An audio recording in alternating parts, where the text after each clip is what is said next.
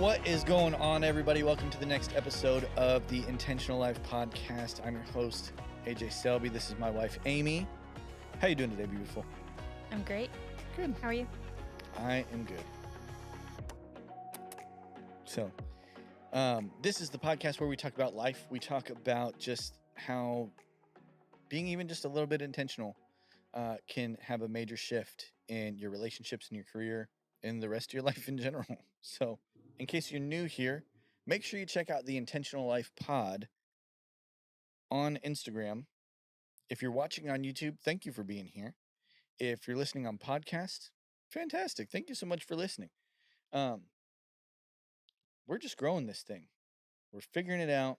And our heart here is to be sitting down and for it to be like you're having a conversation with us in our living room or we're out to coffee. It'll probably sound a little more like we're out to coffee because we are right in downtown Franklin. And Nope. not Franklin, not downtown Franklin. Sorry, downtown Columbia, Tennessee, down the road from Franklin, Tennessee. And we're right near the main square in downtown, so we get some extra cars driving by and things like that. Every once in a while, we get an ambulance or a fire truck, police officer, or something like that, and we do our best to try and take care of it in post. And the rest of the time, it's just there. You're here with us, having a conversation, and we're excited to be here with you guys today. Yep. So typically, what we do, in case you're new, we have a bowl of questions. Got a big old bowl of questions. Mm-hmm. And if you would like to hear us talk about your question one day, make sure you go fill out the Google form that's in the show description, in the show notes.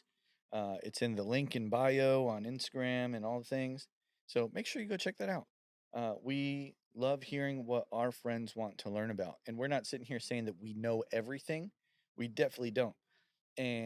But if we are able to, we'd love to be able to help provide a resource.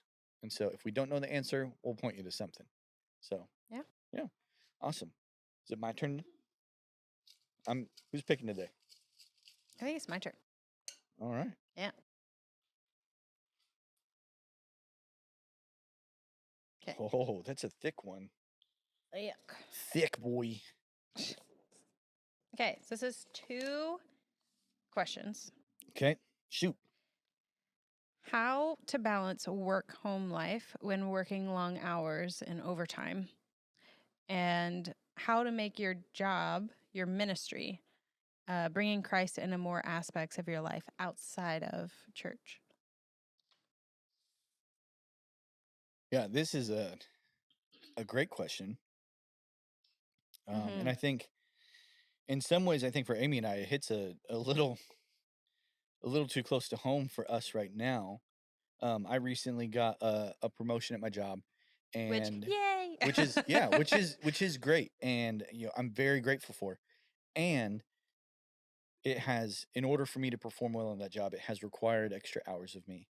And whether it's working on getting ahead in our production, or just making sure that I'm caught up and I'm not missing anything in the new role that I have. And so I think that will eventually level out. We're trying to add some more people to the team. And so sometimes the reality is that it's a season where there's a little less home there's a little less home or a little less life in the work-life balance, if that makes sense. Yeah.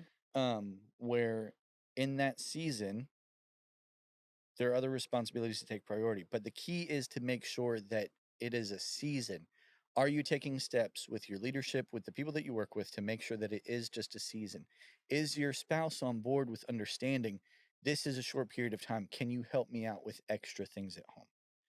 And it comes down to the communication that you're having with your leadership, with your spouse, and what you're doing. Make sure that when you're home, you are home. You are present. You are there for your spouse, for your children, all of those things.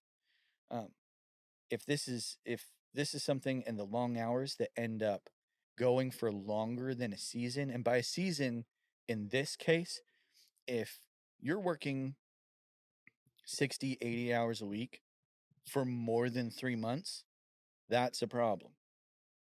that's no longer a season. It's become an issue that does need to be dealt with, and that's on you to figure out.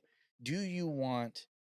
Is there something that you need to change in your priorities um, for what you want out of life? Does this job still meet the desired outcome that you have for your life? Or just having conversations with management, Right. your management, and being, unless you are your own boss, then have your own conversation with yourself. But, True. having conversation with your management and being like, hey, is there anything that we can adjust? Is there Yeah. someone else that can help take some stuff off my plate? Because for 3 months, I've been working 80 hours, like Right. whatever it is, Yeah. But Yeah. I think, I mean, and I'd love to hear your perspective too, Amy, but I do think that regardless of whether it's a season or if you're just trying to figure out like, no, I work a standard 40 hours a week, but I feel like when I'm home, like I can't be fully present and stuff like that. It comes down to what are you doing that is preventing you from being present to provide the balance for work and life. Yeah. And like if you're home and you're completely checked out because you're either thinking about work or you're burned out from work, what are some things that you can do? And so, Yeah. And are you constantly checking emails from work? Maybe you should turn off the alerts when you're not at work. stop looking at me. I don't know what I you're talking wasn't looking at you. I was looking over in this general area. Okay. Okay. No, in But general. There are there's seasons, there are times for that, right. but in general, Yeah. There's leave something work at work. that did come to mind with this question in general, because you and I, we're kind of dealing with some of that with my work, Yeah. and it's more so, uh, and I would actually say less of like, and by what I mean by my work, less of what I do, less of my 9 to 5 every day.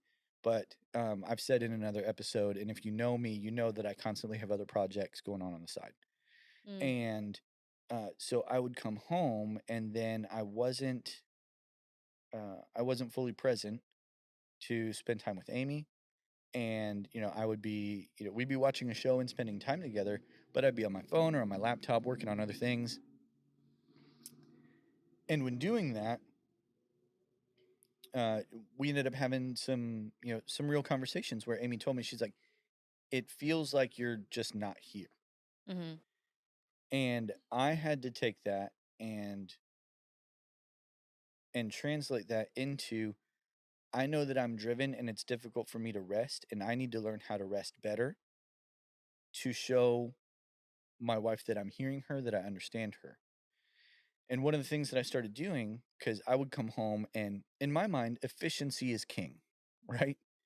And so if I put on clothes in the morning, why would I change clothes later in the day?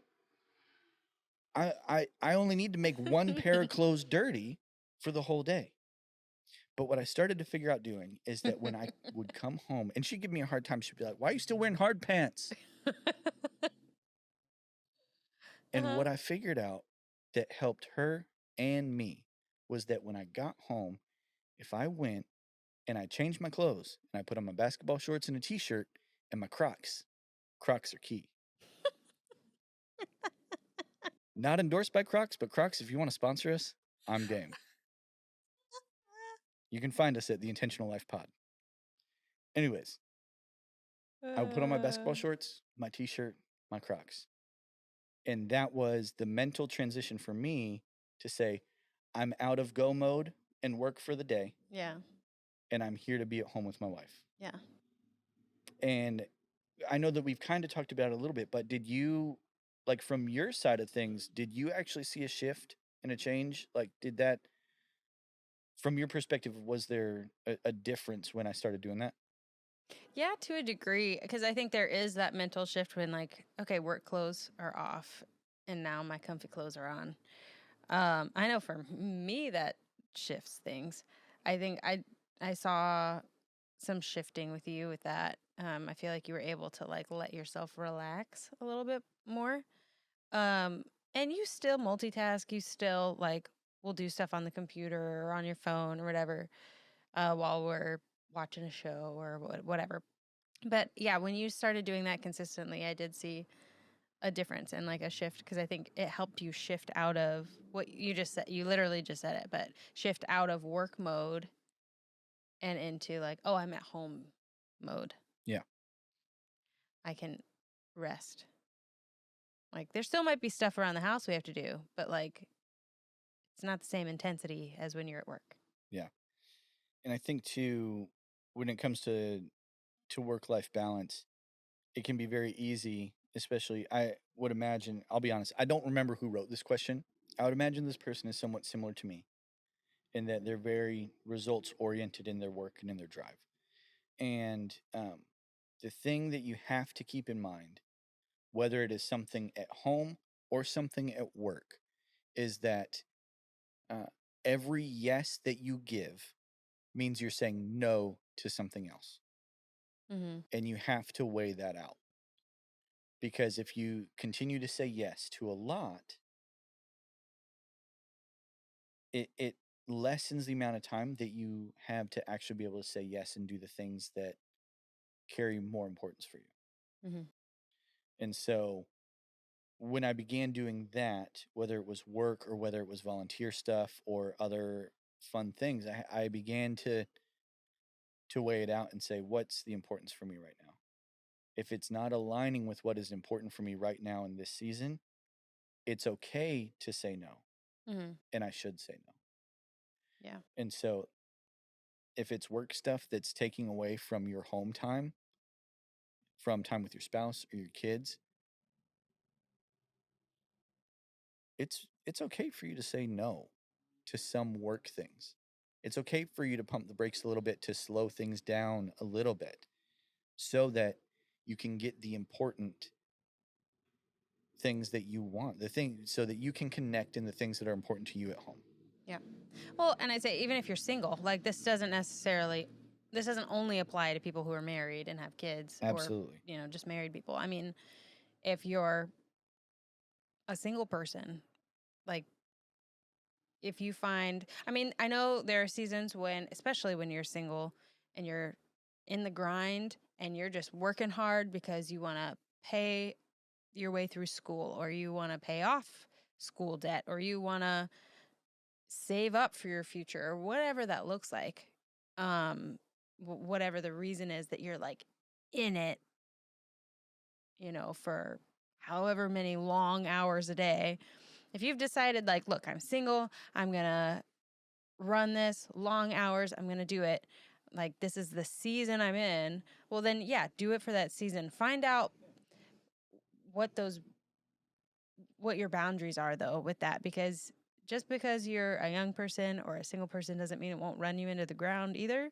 So make sure you're also taking care of yourself and that you are still spending time with people. Like don't just eat, sleep, work. Like find some time in your week that you're spending with people, even if you're grinding the rest of the week, Or if you're single and you're like, look, I don't want to grind. Like I'm good with 8 hours a day or part-time and I'm going to school or whatever it looks like. Figure out those boundaries that you have, but you still need to make sure that you're putting in time to rest and to rejuvenate and to actually spend time with people that you're not working with or like at work. You can hang out with coworkers outside of work, but you know what I mean? Yeah. But, so it applies to single people too, obviously, but, whether you live by yourself or you live with your parents still, or you live with roommates, like make sure you're still finding time to connect with them, um, when you get home and all that. But Yeah. yeah. Cool. And I think a big part, going back to some of what you were talking about earlier, like especially for those of you who are married and you're trying to figure this out, just make sure communication is happening all the time, because like he said earlier in the episode, like we're walking through this currently because of your promotion and all these things. You are working longer hours, and my job situation has shifted, and so there's been a lot of change within like the past month. specifically like the last 2 weeks, but especially the last month, there's been a lot of change, a lot of things up in the air. You have been working long hours, like way longer than normal. And especially for someone like me, like my personality or my, like, if you want to go love languages, it's quality time. Okay. It's like right up here. It's great. We have to communicate that this change has happened. He comes to me and he's like, babe, I got to work long hours. I have to decide I'm going to be okay with that for a season. Like, we have to put a cap on it. Like, we have to say, okay, for how long though? Like, talk to your boss. How long are you going to have to work X amount of hours every week? Or does the workload need to shift? You know? And they're good about that. Oh yeah. Your workplace is working great on about it, thankfully. But I mean, there's some workplaces and some employers who are not great with that. But yours, thankfully, is. But like, we have to have those conversations, and I have to choose to be okay when he's working a couple hours later every day than he normally does, because I know it's first season, and he's worked really hard, and he has a promotion, and it's amazing. But he's got to put in a few extra hours every day to make sure that, like, he stays on top of his workload until he gets into a rhythm with it. And so, like, we've just had to talk through that, and both of us have to be okay with that. But when you are home, like, you have to be extra intentional to wind down and not spend all your time answering emails and not spend all your time, because you're already putting in extra. Right. And so you have to communicate and figure out what those boundaries look like for you together. And I have to be extra intentional about when I am home, that I am giving you that quality time, that I'm not I'm not even just like multitasking in the sense of I'm watching a show and on social media or Googling reviews or whatever. Because for whatever reason, my brain likes to have multiple things going on at one time. Don't know why. But I have to make sure that I'm slowing down enough to where it's just me and you hanging out on the couch, cuddled up, or we're going for a walk, or we go connect and Even out if to it's dinner. for 10 minutes. Right. I don't, like, would I love for you to snuggle with me on the couch Y'all? for hours? Oh, that's heaven. Y'all. But if I get 5 to 10 minutes, like, that's what I just need to connect. Like, we have to have some time, 5 to 10 minutes minimum. Yes. To connect. I need a hug. I need eye contact, you know? Y'all. If I let her, she would do nothing but lay on the couch or lay in bed with me for 8 hours straight. Snuggling. She'd be all for it. Yeah. Nothing like just straight snuggles. Cat just mode. laying there, snuggles. She would be, if she had me, snacks, and a movie. Yo, that's like bliss for her. And I don't say that in a way of like, I'm so special. I say that in a way of like, if she had her way, that would be it. And it's important. Look, it's important for couples to know this though, and to figure out where the balance is, because that's not me. Like, quality time and physical touch, not like it's not in my wheelhouse. When we did the 5 love languages, we are complete opposite ends of the spectrum. Yeah. Opposite. We don't overlap. And that's okay, because you don't have to have that overlap and understand it, so long as you know and understand how your spouse gives and receives love. Because when you can do that, and then you can be intentional about how you are walking that relationship out with your spouse, it makes seasons like this easier. Yeah. Well, and when you explained to me that, because I would say, hey, I mean, sometimes I still say it, but I definitely don't say it as much as I used to, because we have talked through it a lot already, where you'd say, I would say to you, like, hey, it feels like you're not here. You're sitting right beside me, but you're on your phone, you're on your laptop. Like, you're not even watching the show with me. Like, we're watching TV. It's not even like we're having a conversation. But And I you're not say, even, yes, I am. They just said this. and And I'm she's like, like, that's not the but you're point. not watching it. You're listening to it. You're not watching the show with me. But one thing that really helped me was you took that into account, and you do like put that away because you realize it's important for me to see that you're engaged in whatever we're doing. But it also helped me when you explained, babe, resting for me looks different than resting looks for you.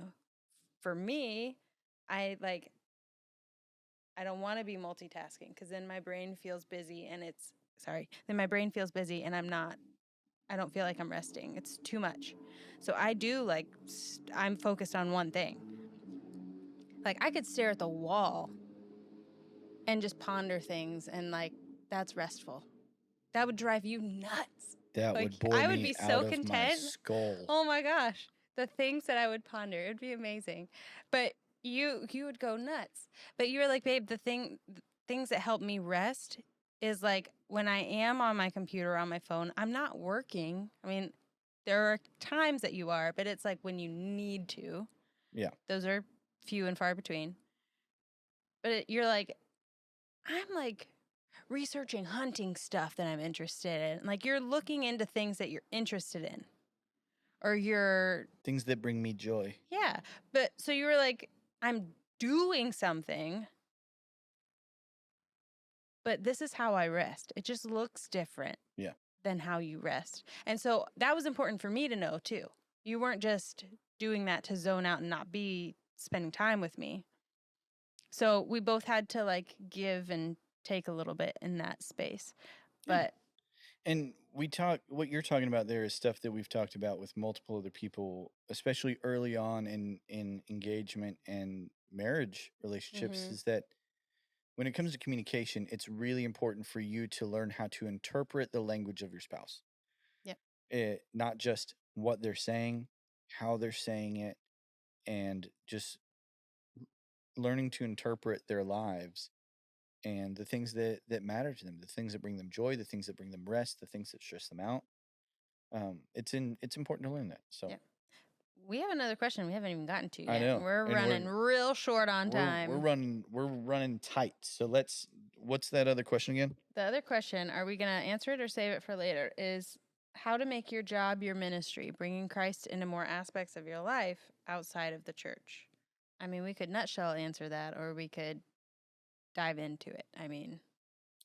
Yeah, I think that we talk about it a little bit on another episode, somewhat to the degree of we were talking about like friends who are being unbelievers. being friends, having friends that are unbelievers. And I think when you approach your work and allow work to be a part of your ministry, and you want work to be your ministry, which I might need some more clarification from the person that wrote that question to help me understand better what they were specifically looking for. But if what you're looking for is how you can incorporate your relationship with Jesus into how you do business and how you walk things out with people, I think it just goes back to uh, this might sound cheesy, but it's do unto others as you would want done unto you. If you're conducting business, how would you want to have business done with you? Yeah. If you're in the workplace, are you serving? Are you over serving those people? Yeah. And I think also, I think in that episode, I also mentioned this, but bringing Jesus into whatever space you find yourself in, your home, your church, the grocery store, your workplace, whatever space you find yourself in, are you walking consistently in a way that honors the Lord? Are you walking consistently in how scripture calls us to live, how the Lord calls us to live, how we're he tells us to speak and to treat one another and to all of these things. Like, are we walking in that consistently? Because if we are, then we are bringing Christ into our workplace, into the grocery store, into whatever it is. Are you listening to his voice throughout the day? Are Yeah. you tuning your ear? Are you tuning your heart to say, okay, Lord, like, my relationship with you is not only in my devotional time in the morning or whenever it is that you spend like time with him, but are you hearing him all day long? Because if you are, then you're going to hear when he prompts you to talk to somebody or when he's convicting you. Don't engage in that gossip. Don't do it. Like, if you're walking in relationship with him, if your ear's tuned to his voice, you're going to live how he wants you to live. And that's automatically going to bring Christ into where you are because he's in you. So Yeah. if you're listening to him, I mean, he's there, you know, and people are going to see that. Like, if you're guarding your speech because he's convicting you of that, you know, if you're guarding the way that you look at other people because you know that that is honoring toward them and it's honoring toward the Lord, that's automatically different than the world is. Automatically. 100%. So, I mean, it takes being consistent and intentional and spending time with the Lord and making sure like you're tuned to him, but it's simple. Like, literally just live out the Christian walk. Yeah. And that And- brings him in. And that opens doors to talk with people because people will ask you questions or people will feel like they can trust you. Yeah. I mean, because they can, but hopefully. And I think the other thing too is that sometimes I feel as though when we get into topics like this about, you know, making your work your ministry, that we have this picture of an over spiritualized version of what it looks like to be a Christian in the workplace, where we have to be, whether it's, you know, you have to be, you know, preaching the gospel every single day, telling everybody about Jesus all the time. And that's not the case. Let your life be a living example. Let your life be a testament to the power of Jesus Christ in your life. Yeah. I just thought about this example, this story of this couple. You know them as well, the Rhymers. Yeah.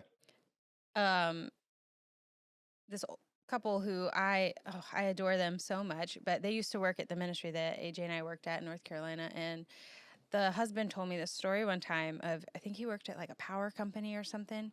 And he was on the job doing something and he like really got his finger with a hammer.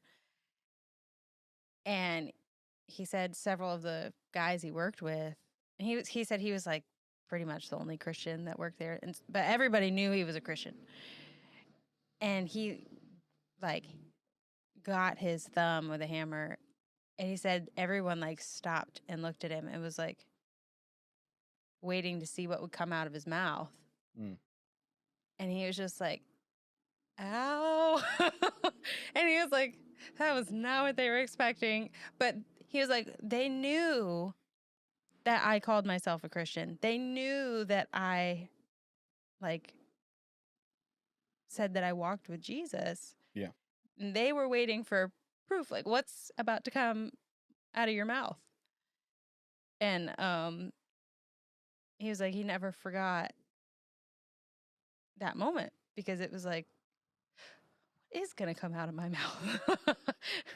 Yeah. And what's really down in there that's gonna come out when you hit your thumb, you know? That's true. I don't know. It's such a silly, like simple example, but I love it. That was good, babe. Thanks. I like that. So we're about out of time. Yep.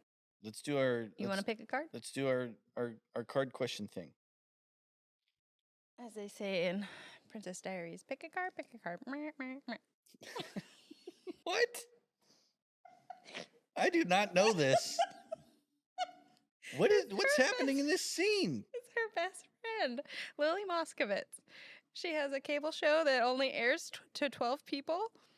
And Mia was supposed to show up because she's the princess and the news got out, and so she's supposed to show up, but she goes to the beach bash and doesn't show up to the cable show for her best friend. And so her best friend has the nerdy like magician dude from school come fill in until Mia Oh gets my there, gosh. but she never shows up. So she was like, I was sitting there for an hour playing pick a card, meh, meh, meh. Oh my gosh. I didn't expect to have to Oh, explain the whole man. scene, but Well, here there we you go. are. I thought you knew what that All right. was. What, Because so what he am I loves supposed me to and he do? will watch Princess Diaries with me.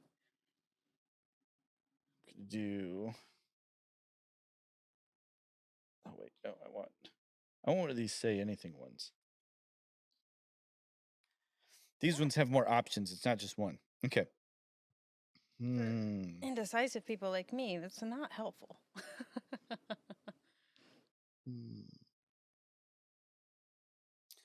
What?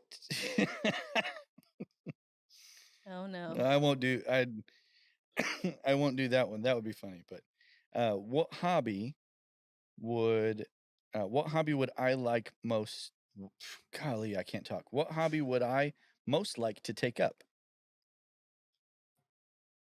It can be you, like you're answering. Like, what hobby would you? Oh, I'm answering most, that yeah. for me? Yeah.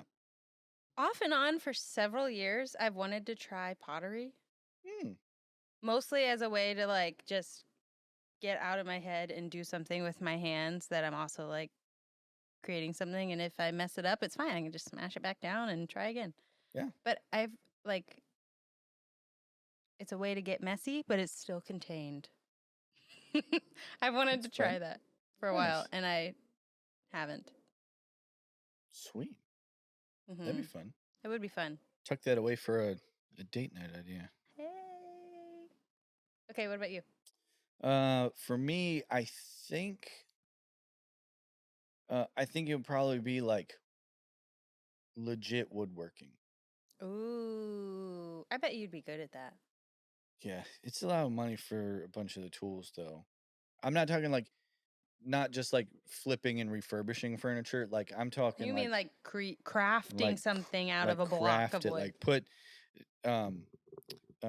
what? Who are those Ben people? Napier? Yes, freaking Ben Napier, that mountain of a man with his glorious beard.